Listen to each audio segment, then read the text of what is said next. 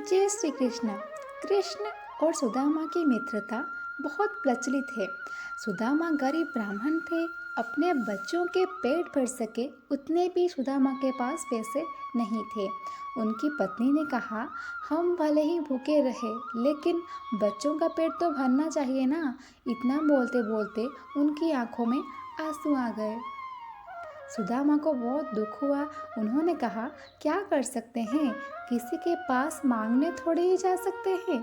पत्नी ने कहा, आप कई बार कृष्ण की बात करते हो, आपकी उनके साथ बहुत मित्रता है ऐसा कहते हो। वे तो द्वारका के राजा है, वहाँ क्यों नहीं जाते। आप उनके पास जाइए।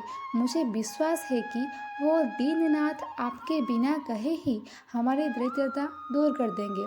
जब सुदामा की पत्नी ने उनसे कई बार द्वारका जाने की प्रार्थना की, तब उन्होंने सोचा, धन की तो कोई बात नहीं है, परंतु भगवान श्री कृष्ण का दर्शन हो जाएगा। इसी बहाने जीवन का यह सर्वोत्तम लाभ प्राप्त होगा। सुदामा ने द्वारका जाने की तय किया। पत्नी से कहा, ठीक है, मैं कृष्ण के पास जाऊंगा, लेकिन उसके बच्चों के लिए क्या लेकर जाऊं। सुदामा की पत्नी पड़ोस से पोहे ले आई। उसे फटे हुए कपड़े में बांधकर उसकी पोटली बनाई। सुदामा उस पोटली को लेकर द्वारका जाने के लिए निकल पड़े। द्वारका देखकर सुदामा तो तंग रह गए। पूरी नगरी सोने की थी। लोग बहुत सुखी थे। सुदामा पूछते पूछते कृष्ण के महल तक पहुँचे। दरबान ने साधु जैसे लगने वाले सुदामा से पूछा, यहाँ क्या काम है। सुदामा ने जवाब दिया, मुझे कृष्ण से मिलना है, वह मेरा मित्र है।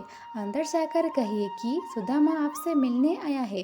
दरबान को सुदामा का वस्त्र देखकर हंसी आई। उन्होंने जाकर कृष्ण को बताया। सुदामा का नाम सुनते ही कृष्ण खड़े हो गए। सुदामा का नाम सुनते ही कृष्ण अपने पलंग से फूट पड़े और नंगे पांव दौड़ते हुए दरवाजे तक पहुँचे। उन्होंने सुदामा को अपने गले से लगा लिया और कहा, मित्र, तुम आए तो, लेकिन बहुत कष्ट भोगने के बाद आए। द्वारका में तुम्हारा स्वागत है। भगवान श्री कृष्ण ने सुदामा जी को लेकर अपने पलंग पर बिठाया। उनके पाँव को धोकर चरणामृत लिया तथा उनके स्नान करवाकर रेशमी वस्त्र पहनने के लिए दिए।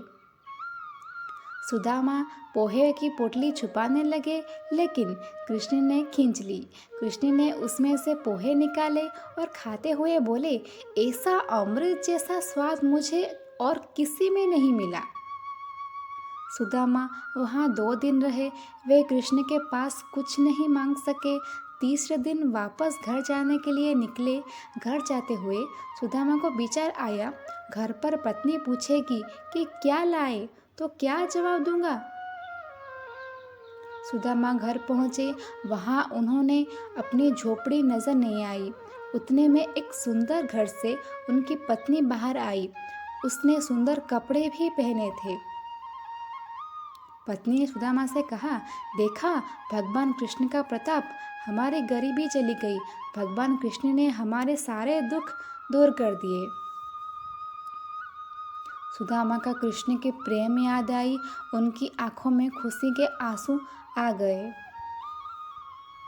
देखा दोस्तों, कृष्ण और सुदामा का प्रेम यानी सच्चा मित्र प्रेम। तो दोस्तों, सच्चे प्रेम में उच्च या नीच नहीं देखी जाती और ना ही अमीरी गरीबी देखी जाती है। इसलिए आज इतने युगों के बाद भी दुनिया कृष्ण और सुदामा का दोस्ती की सच्चे मित्र प्रेम के प्रतीक के रूप में याद करती है। For more please like, share and subscribe stories for you. जय श्री कृष्णा।